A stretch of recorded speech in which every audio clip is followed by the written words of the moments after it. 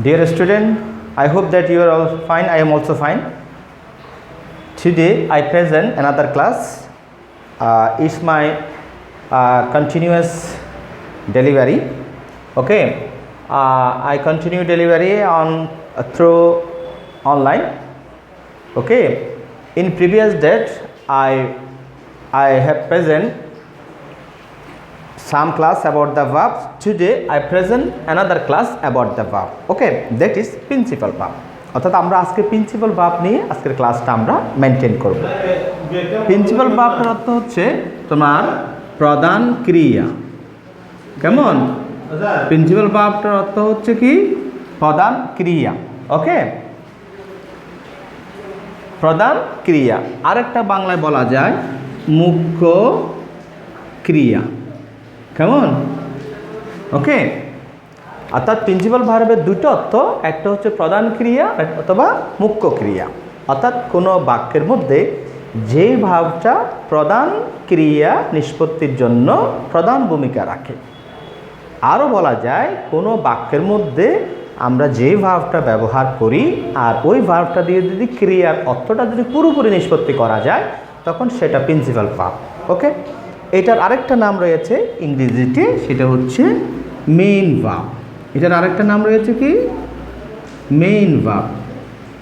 ওকে, এটার আনাদার নাম হচ্ছে কি মেইন ভার্ব, প্রধান ক্রিয়া। ওকে, প্রিন্সিপাল ভার্ব অর্থাৎ প্রিন্সিপাল বলতে আমরা বুঝি কোনো প্রতিষ্ঠানের প্রধান যিনি তিনাকে আমরা প্রিন্সিপাল বলি। ঠিক তদ্রূপ প্রিন্সিপাল ভার্ব মানে কোনো বাক্যের মধ্যে যে ভার্বটা স্বাধীনভাবে ব্যবহৃত হয়ে ওই বাক্যের অর্থটা পুরোপুরি কী করতে পারে, সম্পন্ন করতে পারে, সেটাকে আমরা বলি মেইন ভার্ব। মেইন ভার্ব ছাড়া কোনো বাক্য গঠন করা যায় না। মেইন ভার্ব অবশ্যই ব্যবহার করতে হবে টু মেক এ সেন্টেন্স, একটা বাক্য তৈরি করার ক্ষেত্রে। অর্থাৎ বাক্য তৈরি করার ক্ষেত্রে তোমাকে অবশ্যই একটা মেইন ভার্ব ব্যবহার করতে হবে।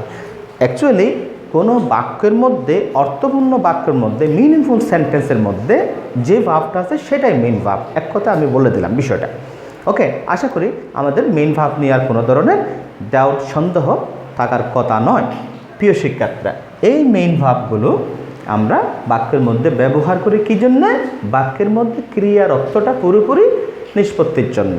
ওকে, আসি আমরা এই মেইন ভার্বগুলো আমরা স্ট্রাকচার অনুযায়ী ব্যবহার করি। অর্থাৎ সাবজেক্ট প্লাস একটা ভার্ব, এটাকে বলবো আমরা মেইন ভার্ব বা প্রিন্সিপাল ভার্ব। এটার আরেকটা নাম দিব আমরা PB, principal verb. Okay, principal verb plus object, extension, complement. এইভাবে আমরা একটা সেন্টেন্স মেইন ভার্ব ব্যবহার করে একটা সেন্টেন্স তৈরি করতে পারি। চলুন আমরা দেখি তাহলে এইরকম মেইন ভার্ব ব্যবহার করে আমরা একটা সেন্টেন্স কীভাবে তৈরি করি। চলো আমরা এক্সাম্পল দেখি। ওকে, যেমন আমরা এখানে যদি বলি the boys play in the playground, বালকেরা খেলার মাঠে খেলে। বালকেরা কোথায় খেলে? খেলার মাঠে খেলে। তাহলে এখানে একটা ভার্ব ব্যবহার করা হয়েছে, সেটা হচ্ছে প্লে। এই প্লে দ্বারা ওই বাক্যের ক্রিয়ার যে অর্থটা, এটা পরিপূর্ণভাবে কিন্তু এখানে কি হয়েছে, তোমার সম্পন্ন হয়েছে। সো প্লেটা এখানে মেইন ভার্ব। ওকে, আমরা অ্যানাদার এক্সাম্পল হিসেবে যদি আমরা থ্রো করি, we drink milk. We drink milk, আমরা কি পান করি? আমরা দুধ পান করি। তাহলে উই ড্রিঙ্ক মিল্ক, এই ড্রিঙ্কটা বাক্যের ক্রিয়ার যে অর্থটা, এটা পুরোপুরি সে কী করেছে, সে কমপ্লিট করেছে। সো এটা এখানে প্রিন্সিপাল ভার্ব, মেইন ভার্ব। ওকে, আমরা অ্যানাদার এক্সাম্পল হিসেবে এখানে থ্রো করতে পারি আই ডু দ্য সাম, আমি অঙ্কটা করি। এখানে ডু দ্বারা বাক্যের মধ্যে যে ক্রিয়া প্রয়োজন, একটা বাক্যের মধ্যে যে ক্রিয়া প্রয়োজন, সেই ক্রিয়াটা ডু কিন্তু কী করছে, কমপ্লিট করছে। সো প্লে, ড্রিঙ্ক, ডু, এগুলো সবগুলো তোমার কি প্রিন্সিপাল ভার্ব। ওকে, অর্থাৎ কোনো একটা সেন্টেন্স মিনিংফুল সেন্টেন্স তৈরি করার ক্ষেত্রে আমাদেরকে অবশ্যই একটা ভাব ব্যবহার করতে হবে। সেই ভাবটা ওই বাক্যের অর্থটা যদি সে পুরোপুরি কী করতে পারে, ফুলফিল করতে পারে, দেন ওই বাক্যটা হচ্ছে মেন ভাব, প্রিন্সিপাল ভাব। ওকে ওকে, আশা করি আমরা এতটুকু আমরা ক্লিয়ার যে প্রিন্সিপাল ভাব কিংবা মেন ভাব, প্রধান ক্রিয়া কিংবা মুখ্য ক্রিয়া কোনটাকে বোঝায়। বাক্যের মধ্যে একমাত্র যে ভাবটা ব্যবহার করার ফলে বাক্যের ক্রিয়াটা পুরোপুরি কমপ্লিট করা যায়, সেই ওয়ার্ডটা হবে তোমার, সেই ভাবটা হবে প্রিন্সিপাল ভাব। ক্লিয়ার? আর কোনো সন্দেহ আছে? নো। আমরা এই প্রিন্সিপাল ভাবটাকে আমরা দুই ভাগে ভাগ করব। আজকে প্রিন্সিপাল ভাবটা কয় ভাগ করব? দুই ভাগে ভাগ করব। ওকে, প্রিন্সিপাল ভাবকে আমরা কবে ভাগ করব? দুই ভাবে। নাম্বার 1 ট্রানজিটিভ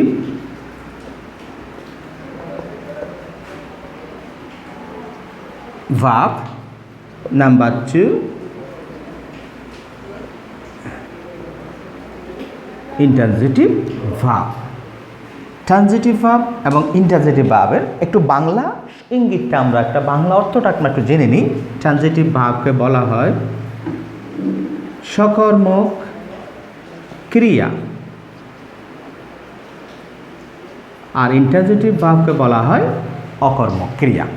প্রিয় শিক্ষার্থীরা, সকর্মক ক্রিয়া, অকর্মক ক্রিয়া, এখানে বাংলা অর্থটা যদি আমরা বিশ্লেষণ করতে পারি, বাংলা অর্থটা যদি আমরা বুঝি, তাহলে আমরা ট্রানজিটিভ ভাব, ইন্টারজেটিভ ভাব, অবভিয়াসলি এটা we can find out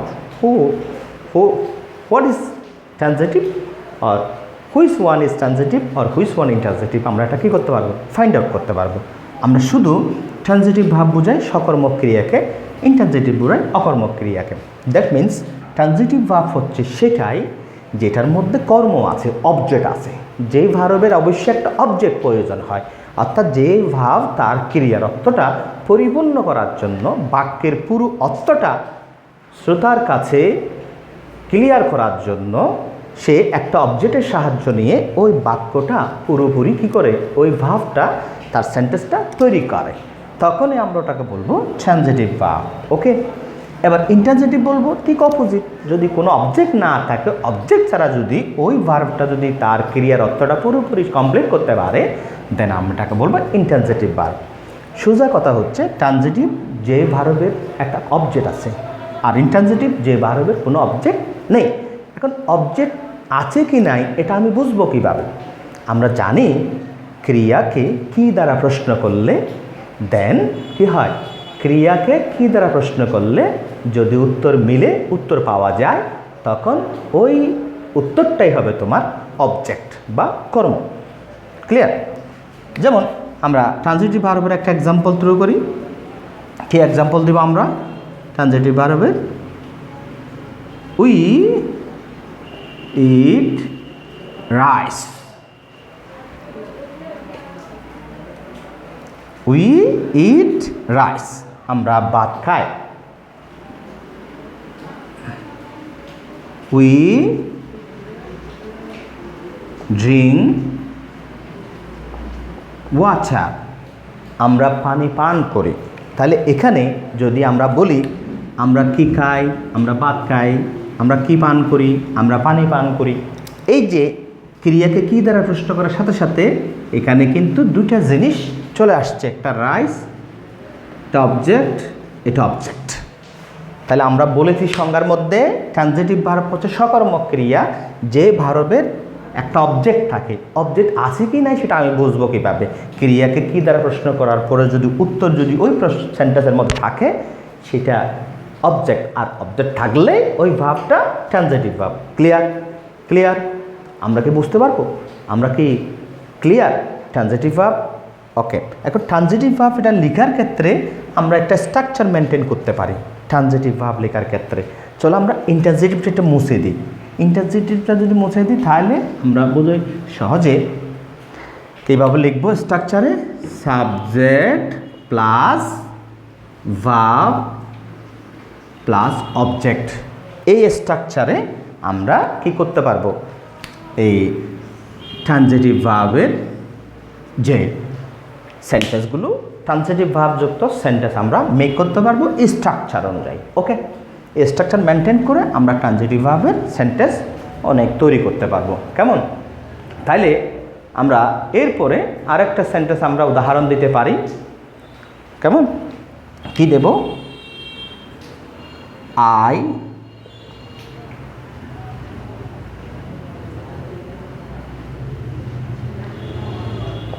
I received him cordially. আমি তাকে আন্তরিকভাবে গ্রহণ করেছিলাম। তো এখানে অবজেক্ট কোথায়? এখানে অবজেক্ট নেই, বাট এখানে একটা অবজেক্ট আছে, প্রনাউনের পসেসিভ অবজেক্ট, প্রনাউনের অবজেক্টিভ ফর্ম। অর্থাৎ প্রনাউনের তিনটা ফর্ম আছে, সাবজেক্টিভ, অবজেক্টিভ এবং পসেসিভ। এখানে হিম একটা অবজেক্ট আছে যেটা হচ্ছে প্রনাউন হি এর অবজেক্ট ফর্ম। তাহলে প্রনাউনের অবজেক্ট গ্রুপ থাকলেও ওই ভার্বটা হবে তোমার transitive verb. Clear?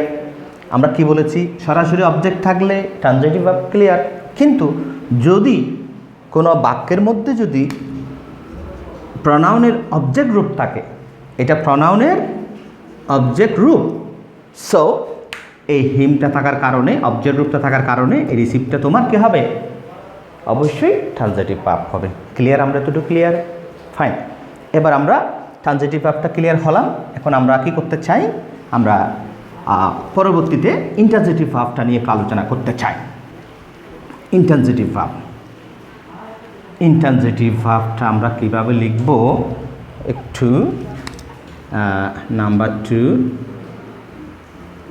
Intransitive verb, এখানে হচ্ছে অকর্মক ক্রিয়া। প্রিয় শিক্ষার্থীরা, ইন্ট্রানজিটিভ ভার্ব অকর্মক ক্রিয়া, তার মানে যে ভার্বের কি নেই, অবজেক্ট প্রয়োজন হয় না, অবজেক্ট থাকে না। তাহলে অবজেক্ট আছে কি না সেটা বুঝবো কীভাবে? কী দ্বারা প্রশ্ন করবে। কী দ্বারা প্রশ্ন করলে আমরা, কাকে দ্বারা বা কী দ্বারা প্রশ্ন করলে আমরা সেখানে কি পাবো না? উত্তর পাবো না। বাট অন্য কিছু থাকতে পারে, এক্সটেনশন থাকতে পারে, কমপ্লিমেন্ট থাকতে পারে, বাট কি থাকবে না? অবজেক্ট থাকবে না। অবজেক্ট না থাকলে ওই ভার্বটা হবে ইন্ট্রানজিটিভ। তাহলে আমরা এটা স্ট্রাকচার হিসেবে কি লিখতে পারি? Subject, verb, extension or complement, মানে অবজেক্ট থাকবে না। এই স্ট্রাকচার অনুযায়ী আমরা ইন্ট্রানজিটিভ ভার্বটা কি করতে পারবো। অথবা শুধু সাবজেক্ট এবং ভার্ব এটাও দিয়েও কিন্তু তোমার কি করা যাবে? ইন্ট্রানজিটিভ ভার্ব লেখা যাবে, শুধু সাবজেক্ট এবং ভার্ব দিয়ে। যেমন আমরা যদি এক্সাম্পল থ্রো করি, সাবজেক্ট আই সিং, আমি গান করি। দ্য বার্ডস ফ্লাই, পাখিরা ওড়ে। দ্য গার্ল ডান্স, বালিকারা নাচে। দে লাফ, তারা হাসে। আমরা এখানে কয়টা ভাব ব্যবহার করেছি? সিং, ফ্লাই, ডান্স, লাফ। এগুলো কোনোটার মধ্যে কিন্তু অবজেক্ট প্রয়োজন নেই, কোনোটার মধ্যে অবজেক্ট প্রয়োজন নেই, যার ফলে আমরা এই বাক্যের মধ্যে যে ভাবগুলো ব্যবহার করছি এগুলো কি কি কি ইন্ট্রানজিটিভ ভার্ব, অকর্মক ক্রিয়া, যেখানে কোনো কর্ম নেই, অবজেক্ট নেই। It has no object in this sentence. এই সেন্টেন্সগুলোতে কোনো অবজেক্ট নেই, বাট এখানে অন্য কিছু ব্যবহার করা যাবে। আই সিং এ সং, আমি একটা গান করি, বা I sing a song sweetly, আমি মিষ্টি সুরে একটা গান করি, বা I sing A melancholy song. Okay, fly in the sky, পাখিরা আকাশে। কেমন? তারপরে দ্য গার্লস ডান্স, তারা নাচে। দে লাভ, তারা হাসে। তাহলে আমরা মোটামুটি যে বিষয়টা আমরা ক্লিয়ার করছি, এই ভাবগুলো দিয়ে আমরা ইন্টারজেক্টিভ ভাবের বিষয়টা আমরা করতে পারবো। আশা করি আমরা ট্রানজিটিভ এবং ইন্টারজেক্টিভ ভাব আমরা লিখতে পারবো। Okay, let's see my dear student, আজকে আমরা প্রিন্সিপাল ভার্বের যে দুটো রূপ, ট্রানজিটিভ ইন্টারজেক্টিভ ভাব নিয়ে আজকে আলোচনা করলাম। আশা করি তোমরা প্রিন্সিপাল ভাব চিনতে পারবে, ট্রানজিটিভ ইন্টারজেক্টিভ ভাব চিনতে পারবে, এবং transitive intransitive verb দিয়ে you have to make lots of sentence or you can able to make lots of sentence with transitive intransitive verb. Okay, let me finish here. Thanks to all.